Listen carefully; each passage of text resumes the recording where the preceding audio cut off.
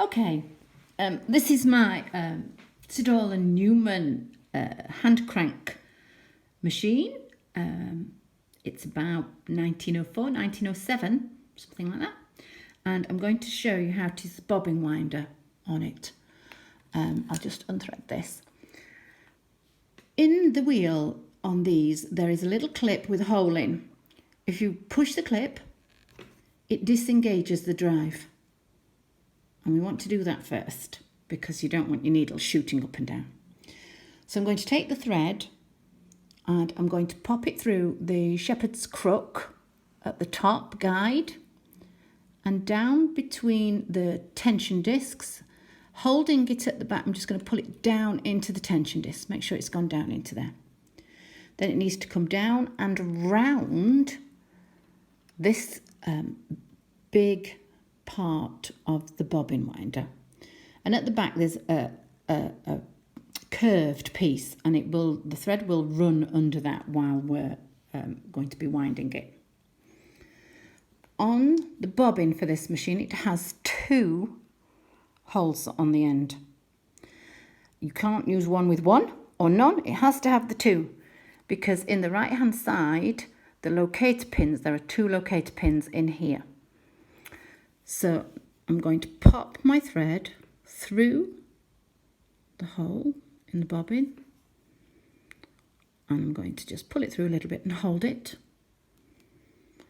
And I'm going to then locate my bobbin into the spring-loaded left side, and then I need to pull that through a little bit more. I'm going to turn this end until those 2 locator pins find the 2 holes on the bobbin. There we go, it's just dropped in. Someone will tell me there's an easier way to do it, but actually that's how I do it. So I'm just going to take my thread and make sure it's not catching on anything. So it's in the right place back here, and tighten it back up at the back so it's in the right place. I'm going to take this little thread here and I'm going to cut it short because I don't like mine winding back in. If you press here, it will load the spring, and this is the spring that when you get to the bobbin is full will disengage the mechanism. I don't fill mine all the way because I don't like them in the shuttle. I think they're too tight. So I will fill my bobbins 1/2 to 3/4 full and use them. It may mean that I have to fill them more often, but I think it sews better when it's not got a full bobbin. So I'm now going to push the unit forward. Again, there's probably a better way to do it. I haven't worked it out yet. And engage it onto the main wheel. Mine needs a little adjustment, which I haven't done. So I'm just going to hold it up on there while I just get my wheel going and get my wheel moving. There we go. So once it's going, I should be able to let go of it, and you can see it's winding the thread onto the bobbin nicely. If it stops like mine, it just needs a little bit, probably a little bit more oil. I don't use it often enough at the moment. I've had a fire in my workroom, so it's not getting used as much as it should be. So there we go, it's going. So hopefully yours will go fine. I was going to show you it working then, but I'm going to pop this back down because it's not playing. So unfortunately, I have to hold it. There we go. I don't stop, we're all right. And it winds beautifully. I don't stop. There you go, you can see it now. Actually winds very beautifully. Very evenly. It stopped, so I'm going to stop now. And I'll disengage it.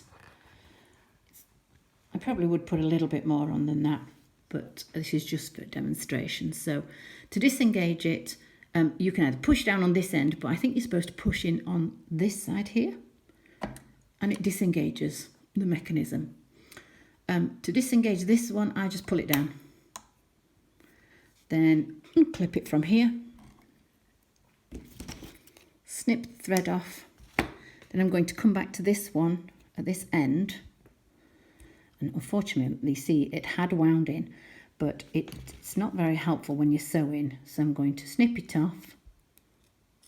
Oops, a daisy. There we go. Now I'll just show you how to put this in the bobbin. I'm going to take a little bit undone into the shuttle, sorry. So this shuttle is very similar to a single one. It may even be a single one.